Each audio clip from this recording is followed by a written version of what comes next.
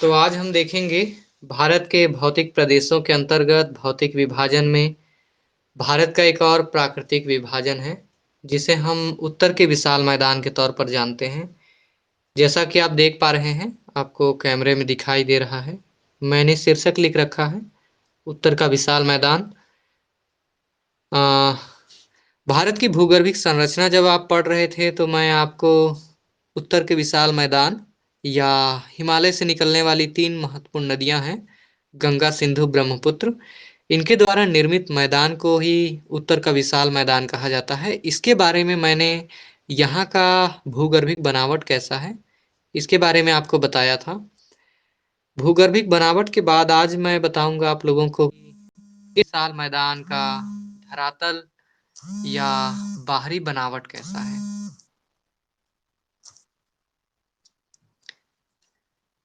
कहते हैं कि उत्तर का विशाल मैदान मुख्य तौर पर टैथिस सागर नाम का एक कम गहरा जल क्षेत्र था, उथला सागर, जहां कहते हैं कि हिमालय पर्वत का निर्माण हुआ। लेकिन टैथिस सागर का जो शेष हिस्सा था वही बाद में समय के साथ एक समतल मैदान के तौर पर तब्दील हो गया था। मुख्य तौर पर कहा जाता है कि हिमालय पर्वत से निकलने वाली तीन प्रमुख नदियां क्रमशः गंगा, सिंधु और ब्रह्मपुत्र के द्वारा उत्तर के इस विशाल मैदान का निर्माण होता है। ठीक है। आ, उत्तर के इस विशाल मैदान को अगर आप मानचित्र के जरिए देखना चाहेंगे तो आपको मैंने एक नक्शा के द्वारा भी समझाने का प्रयास करूंगा मैं। यहाँ आपको दिख रहा है भारतवर्ष का ये लगभग पश्चिम, उत्तर और पूर्वी हिस्सा है, और इसके बीच में मैंने कुछ धुंधली सी रेखाएं खींच रखी हैं। ठीक है। और ये रेखाएं दरअसल प्रदर्शित करती हैं कि भारत के लगभग इतने भागों पर उत्तर का विशाल मैदान या गंगा, सिंधु, ब्रह्मपुत्र का विशाल मैदान बना हुआ है। ठीक है। कहते हैं उत्तर के विशाल मैदान में इन्हीं तीन नदियों का महत्वपूर्ण योगदान है। ये तीन नदियां और इनकी कुछ चुनी हुई सहायक नदियां। ठीक है। कहते हैं ये एक ऐसा भूभाग है जो संभवतः भारत का सबसे और विश्व का सर्वाधिक उपजाऊ भूभाग है, और भारत का अन्न भंडार कहलाता है ये। अर्थात भारत में अनाजों का उत्पादन सर्वाधिक मात्रा में कहीं होता है तो वो उत्तर के इस मैदानी भाग में होता है। अर्थात एक बहुत ही समतल धरातल वाला क्षेत्र है यह, जहाँ पर कृषि संबंधी पैदावार बहुत ही विपुल मात्रा में होता है, बहुत ज्यादा। इसके आगे हम बढ़ते हैं और देखते हैं थोड़ा सा उत्तर के विशाल मैदान के अंतर्गत आने वाले राज्य कौन कौन से हैं। कुछ प्रमुख राज्य हैं जो कि इस मैदान को कवर करते हैं। ठीक है। मुख्य तौर पर 8 ऐसे राज्य हैं जहां पर गंगा, सिंधु, ब्रह्मपुत्र के द्वारा इन समतल धरातल का निर्माण किया गया है मैदान का। सबसे पहले पंजाब, फिर हरियाणा, उसके बाद राजस्थान, चौथा उत्तर प्रदेश, पांचवा बिहार, छठवां झारखंड, सातवें क्रम पर असम और आठवें पर पश्चिम बंगाल। इस प्रकार से आप देखेंगे कि कुल 8 ऐसे राज्य हैं भारत के, जो कि भारत के बड़े राज्यों में इनकी गिनती होती है। मुख्यतः देखें तो ये 7-8 राज्य हैं जो कि अनाज उत्पादन और फसलों के उत्पादन में काफी अग्रणी माने जाते हैं। भारत के सबसे अग्रणी राज्यों में इनका नाम आता है। और खास बात यह है कि इन्हीं 8 राज्यों में गंगा, सिंधु, ब्रह्मपुत्र के मैदान का अधिकतम विस्तार पाया जाता है, मतलब सबसे ज्यादा फैला हुआ है। इन राज्यों के अलावा भी आसपास के कुछ छोटे राज्य हैं, कुछ केंद्र शासित प्रदेश हैं जहां उत्तर के विशाल मैदान का विस्तार है, लेकिन तुलनात्मक रूप से कम है वो। मुख्य तौर पर मुख्यतः अगर हम नाम लेंगे उन राज्यों का जहां पर इस मैदान का विस्तार है, तो इसमें ये 8 राज्य शामिल हैं। ठीक है। आगे थोड़ा सा बढ़ते हैं तो हम देखेंगे इसके लंबाई, चौड़ाई, विस्तार इत्यादि को।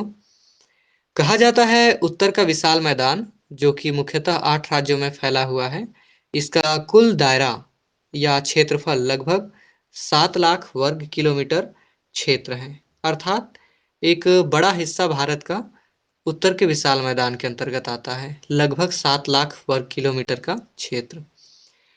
पूर्व से लेकर पश्चिम में इसकी अगर हम लंबाई देखें तो काफी ज्यादा है, 3200 किलोमीटर तक। ठीक है, 3200 किलोमीटर। थोड़ा सा इसमें मेरे ख्याल से शायद आंकड़ा कुछ गलत हुआ है, मुझे लगता है ये 2000 एक्चुअल में होगा, 3000 नहीं होगा। 2200 किलोमीटर है, क्योंकि 3000 किलोमीटर तो भारत की पूरब से पश्चिम तक लंबाई ही नहीं है, तो मैदान उतना हो नहीं सकता। 2000 है ये। कभी कभी आंकड़ों में कुछ त्रुटियां होती हैं, आप उसको बाद में भी संशोधित कर सकते हैं। अगर हम बात करें उत्तर से दक्षिण की ओर इस विशाल मैदान की चौड़ाई की, तो कहा जाता है कि 150 से लेकर 300 किलोमीटर के मध्य इसकी चौड़ाई है, कुल चौड़ाई। और इस प्रकार से आप देखेंगे कि एक काफी अच्छा खासा दायरा, एक बड़ा क्षेत्र को ये अपने में कवर करता है, शामिल करता है। कहा जाता है कि ये भारत का सबसे उपजाऊ भूभाग है। और आपने सुना भी होगा कि भारत में सबसे ज्यादा गेहूं का उत्पादन, चावल का उत्पादन, गन्ने का उत्पादन या फिर अन्य ज्यादातर फसलों का, खासकर खाद्यान्न फसल, उनके उत्पादन की अगर हम बात करें तो उसमें उत्तर भारत के ये 7-8 राज्य आगे माने जाते हैं।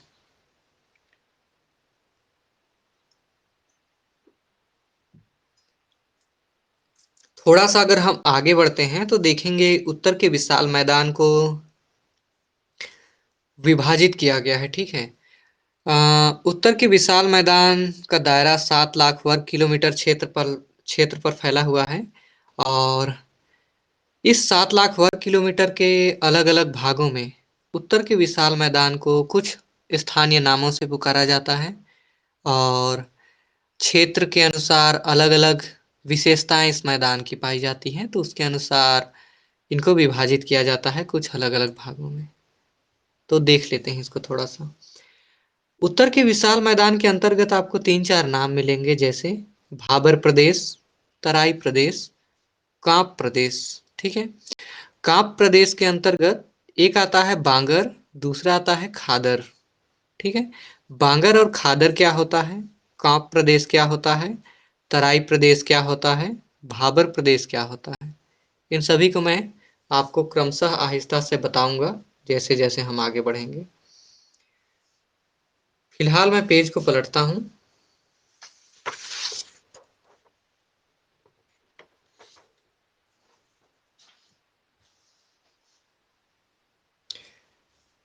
तीसरा के बाद चौथा है, जिसको आ, उत्तर के विशाल मैदान में जो उसके अलग अलग भागों में कुछ नाम रख दिया जाता है। रेह, भूड़, शंकु या अंतः शंकु, और एक बड़ा ही चर्चित शब्द है जो नदियों के संबंध में लिया जाता है, डेल्टा। ठीक है, इन सभी को आइए थोड़ा सा हम विस्तार से देखते हैं। मैंने संक्षिप्त में नाम बताया है, थोड़ा इसको विस्तार से हम जानते हैं।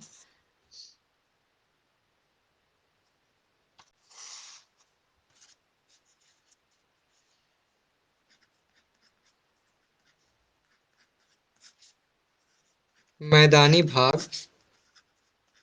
का विवरण, इस शीर्षक के नाम से हम देखेंगे कि ये सभी क्या हैं। सबसे पहले जैसा कि मैंने बताया था, मैं क्या बताने वाला हूं, भाबर प्रदेश।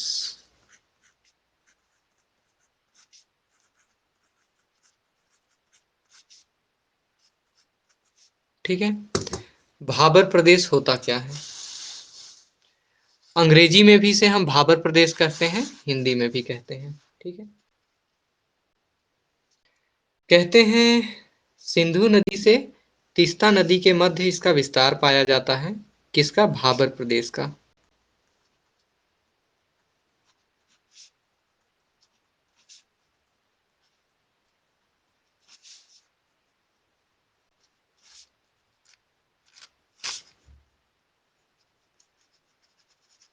ठीक है। विस्तार क्षेत्र अगर हम देखें तो सिंधु नदी से तीस्ता नदी के मध्य पाया जाता है। आप में से जो एटलस देखता है उसको पता होगा सिंधु नदी कहाँ बहती है और तीस्ता नदी।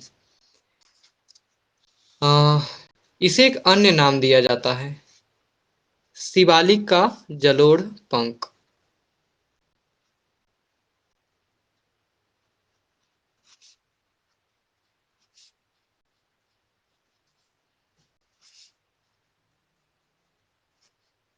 ठीक। ये भाबर प्रदेश दरअसल होता क्या है, तो ये उपजाऊ मिट्टी का एक क्षेत्र है। ठीक है। अ, और कहा जाता है कि हिमालय पर्वत का जैसे ही समापन होता है, जहाँ से समाप्त होता है और समतल मैदानी प्रदेश आरंभ होता है, तो वो जो आरंभिक क्षेत्र होता है उसे ही भाबर प्रदेश कहते हैं। ठीक है। मैंने बताया था शिवालिक हिमालय हिमालय का सबसे दक्षिणी भाग है। ठीक है।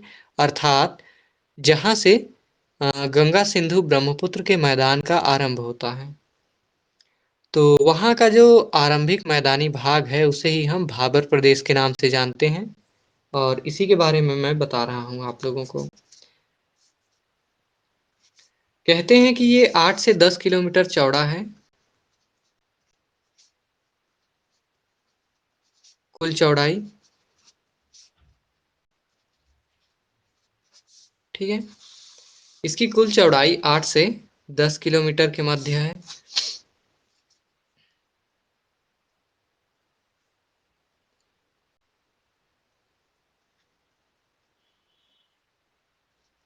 पारगम्य शैलों की अधिकता।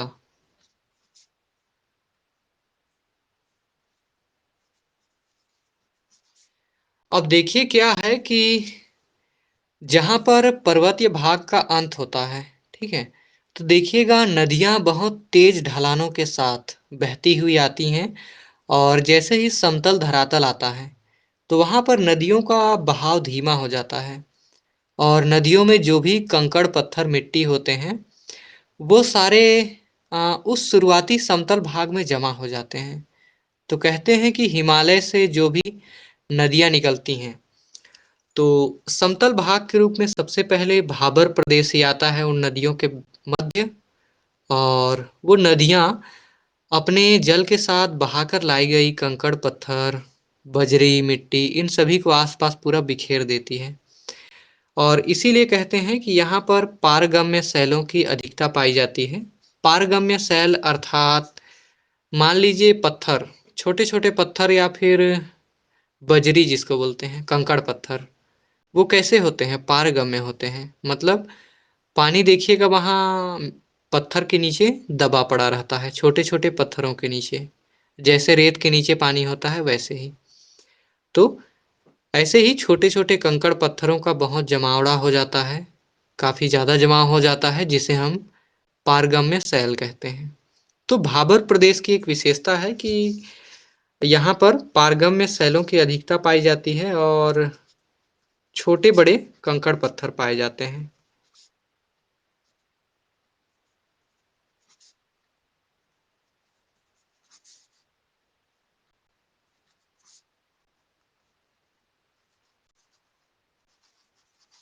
और महीन मिट्टी या बहुत ही चिकनी मिट्टी का अभाव होता है यहाँ पर। ठीक है।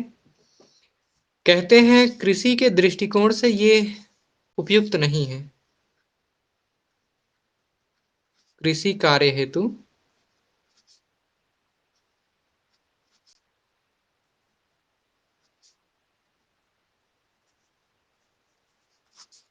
अनुपयोगी।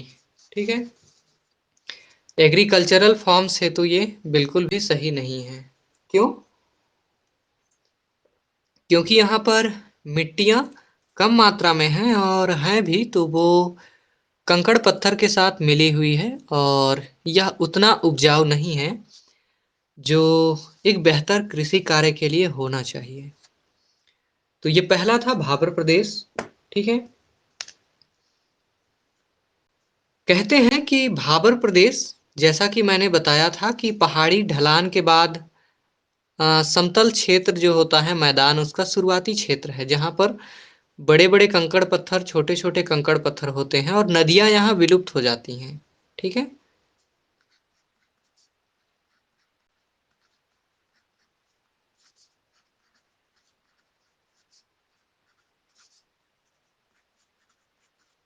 कहते हैं नदियाँ विलुप्त हो जाती हैं। विलुप्त होने का मतलब है कि ये इनका जल जो है वो कंकड़ पत्थर मिट्टी के नीचे से ही प्रवाहित होता है और ऐसा प्रतीत होता है कि नदियाँ गायब हो गईं।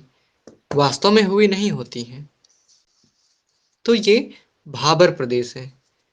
दूसरा है जो मैंने बताया था उत्तर के मैदानी भाग का एक क्षेत्र है तराई प्रदेश।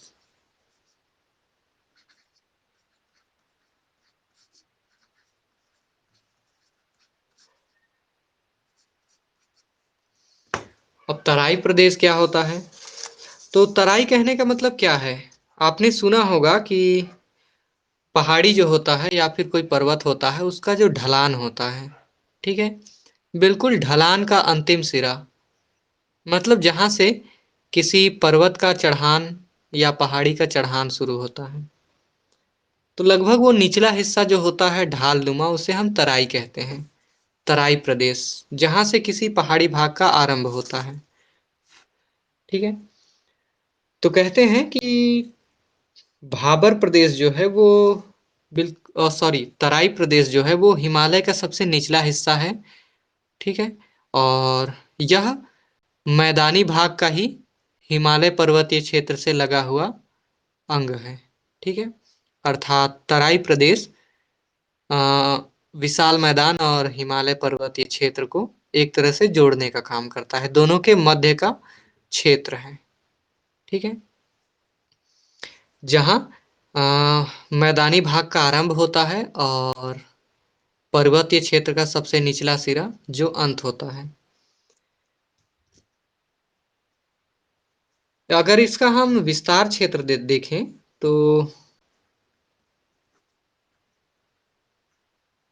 भाबर प्रदेश के समानांतर कहता है।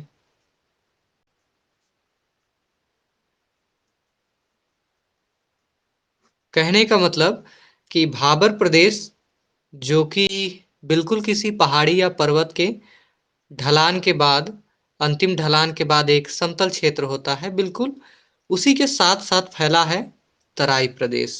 ठीक है? मतलब अलग नहीं है, लगभग वही है।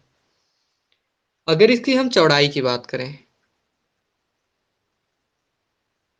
तो कहते हैं कि लगभग 10 से 20 किलोमीटर के मध्य इसकी चौड़ाई है। किसकी? तराई प्रदेश की। ठीक है?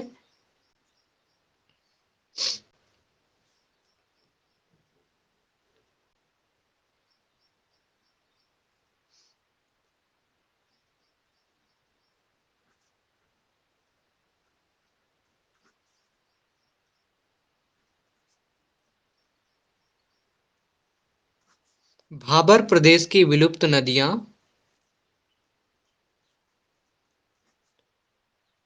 दृश्यमान, अर्थात मैंने बताया था कि भाबर प्रदेश में जो कंकड़ पत्थर होती हैं और छोटे छोटे बजरी होते हैं उनके नीचे से नदियां बहती हैं। पानी मतलब लगता है कि एकदम गायब सा हो गया है। और भाबर प्रदेश के बाद जैसे ही तराई प्रदेश वाला क्षेत्र आता है तो आप देखिएगा कि वो गायब हुई नदियां अचानक से प्रकट हो जाती हैं और वो फिर वही नदियों जैसा ही बहता हुआ आपको दिखाई देगा। ठीक है? कुछ और तथ्यों के बारे में देखें अगर हम तराई प्रदेश के बारे में, तो कहा जाता है कि यह निम्न समतल मैदान है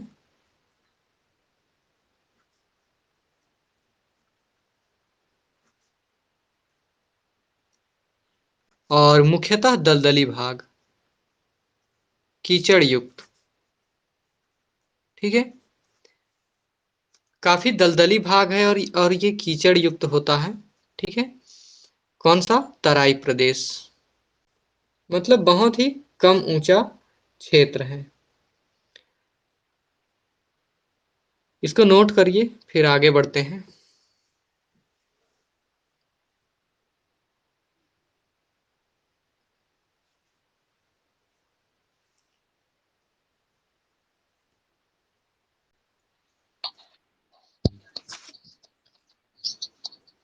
इसके बाद हम इनके बारे में और कुछ देखते हैं, तराई प्रदेश के बारे में।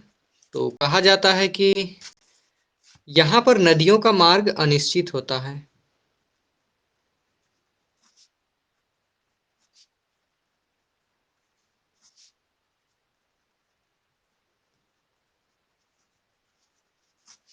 कहने का सीधा सा अर्थ है कि हिमालय से निकलने वाली जो भी नदियां हैं, उनमें कुछ नदियां हैं जो अपना मार्ग परिवर्तन करती हैं, और कहा जाता है कि तराई प्रदेश वह क्षेत्र है जहां पर नदियां कोई एक निश्चित मार्ग पर नहीं बहती हैं, बल्कि वो लगातार अपने मार्ग को परिवर्तन करती है, अपने रूट को बदलते रहती है।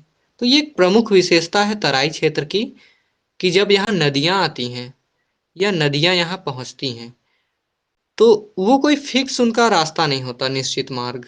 वो कभी भी कहीं भी किसी भी तरफ मुड़ जाएंगी, बहने लगती हैं, मतलब तुरंत नया नया रास्ता बनाती हैं। उदाहरण के तौर पर कोसी नदी, ठीक है।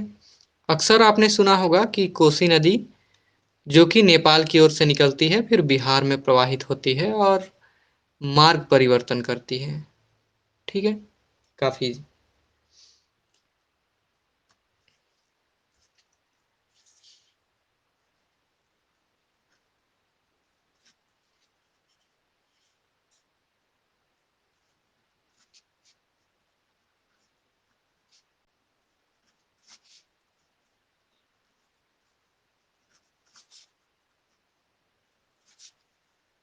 कहा जाता है कि तराई प्रदेश में भाबर प्रदेश की अपेक्षा काफी छोटे कण, बारीक कण, रेत और चिकनी मिट्टी, अमूमन जो उपजाऊ मिट्टी होती है, उसका लगातार जमाव होता है। अर्थात हम कह सकते हैं कि तराई प्रदेश कृषि कार्यों हेतु उपयुक्त होती है। मतलब यहाँ कृषि कार्य संभव है, ठीक है। इसके बाद हम देखते हैं तीसरा, जो उत्तर के विशाल मैदान का एक भाग है, जिसको हम कहते हैं कांप प्रदेश।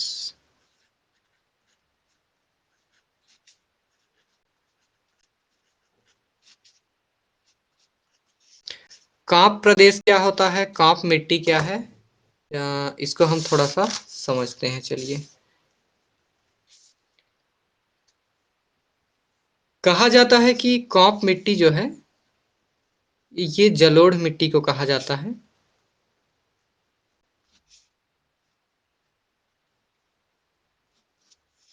ठीक है।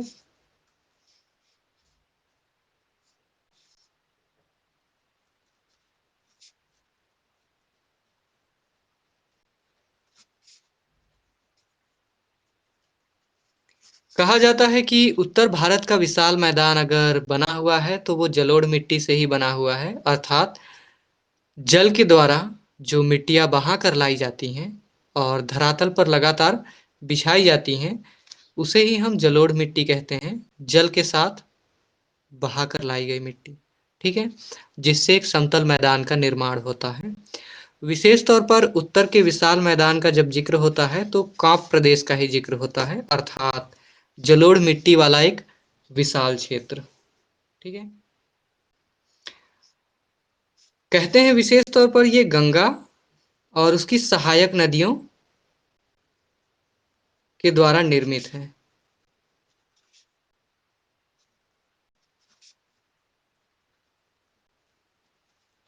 अर्थात जलोढ़ मिट्टी या कांप प्रदेश के निर्माण में सबसे ज्यादा योगदान गंगा और उसकी सहायक नदियों का है, क्योंकि गंगा नदी भारत में बहने वाली सबसे लंबी नदी है, ठीक है। गंगा और उसकी सहायक नदियां, ठीक है। अब ये कॉप मिट्टी क्या होता है या जलोढ़ मिट्टी क्या होता है, तो बेहद उपजाऊ मिट्टी होता है, मैंने बताया है। और बहुत ही महीन, बहुत ही चिकना, एकदम बारीक कणों से बना हुआ, खेती के लिए बहुत ही उपयुक्त। मतलब एक ऐसा मिट्टी होता है जिसमें किसी भी प्रकार के फसल का उत्पादन संभव है, ठीक है। कॉप मिट्टी को हम दो भागों में वर्गीकृत करते हैं, ठीक है।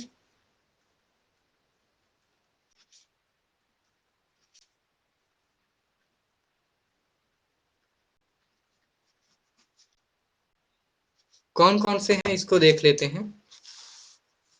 तो पहला जो है वो कहलाता है बांगर, ठीक है। और दूसरा है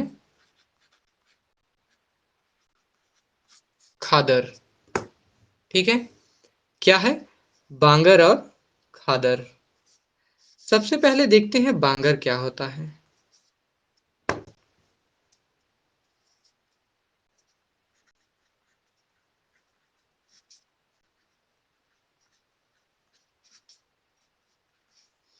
गौर कीजिएगा, बांगर प्रदेश क्या है, तो कौप प्रदेश जो है जलोढ़ मिट्टी से बना हुआ क्षेत्र, उसको दो भागों में बांटा गया है, बांगर प्रदेश या बांगर मिट्टी और खादर प्रदेश या खादर मिट्टी।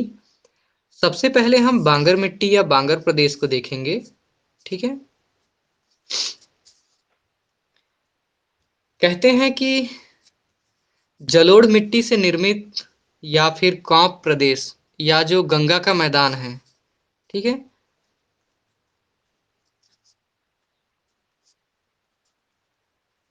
गंगा के मैदान का ऊपरी भाग,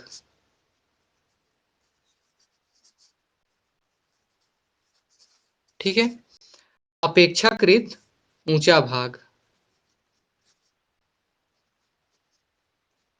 ठीक है। यहाँ नदियों के बाढ़ का जल नहीं पहुंच पाता।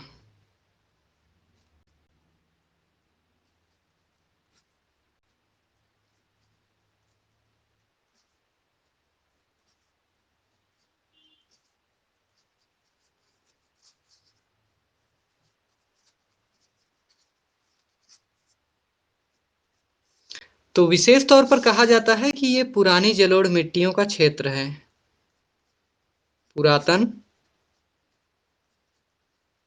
जलोढ़ का निक्षेप, ठीक है। कहते हैं कि बांगर प्रदेश अपेक्षाकृत गंगा के मैदान का ऊपरी भाग है, ऊंचा क्षेत्र है जहां पर प्रतिवर्ष नदियों के बाढ़ का जल नहीं पहुंच पाता है। बाढ़ के जल में मिट्टी घुला होता है, बहुत ही उपजाऊ मिट्टी, जो कि बिछना चाहिए, लेकिन ये क्षेत्र ऊंचा हो जाता है, बांगर क्षेत्र, तो यहाँ पर हर साल नदी का पानी नहीं पहुंच पाता है। इसीलिए कहते हैं कि जब तक यहाँ नदियों का जल आता था, तब तक यहाँ पर जलोढ़ मिट्टी का निक्षेप हुआ, और इसे ही हम पुरानी जलोढ़ मिट्टी कहते हैं। इसके ऊपर हर साल नदियों के द्वारा कोई नई मिट्टी का जमाव नहीं होता है, तो इसे हम पुरानी जलोढ़ का निक्षेप कहते हैं, या पुराने जलोढ़ मिट्टी का प्रदेश, बांगर प्रदेश, ठीक है।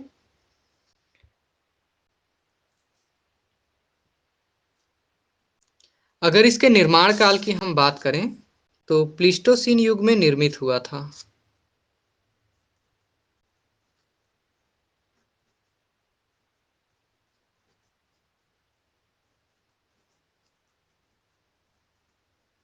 अर्थात पृथ्वी के निर्माण की भूगर्भिक समय को अगर हम देखेंगे तो सबसे नया नया क्षेत्र है ये, ठीक है।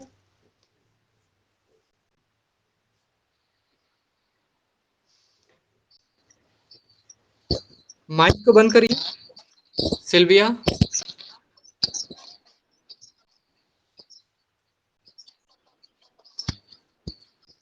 अच्छा, चलिए फिर, आपका सोशियोलॉजी का क्लास है तो आज इसको हम यहीं छोड़ते हैं, इसके आगे का हम कल पढ़ेंगे। बांगर प्रदेश के बाद हम आएंगे खादर प्रदेश में। कल बांगर प्रदेश में थोड़ा सा और है, उसको भी देख लेंगे। फिलहाल चलिए आप लोग फिर लेफ्ट ले लीजिए। किसी के पास अगर कोई सवाल है तो पूछ सकता है।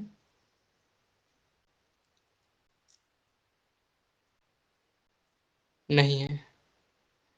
ठीक है, फिर मिलते हैं हम कल। मैं आपको ग्रुप में लिंक शेयर कर दूंगा।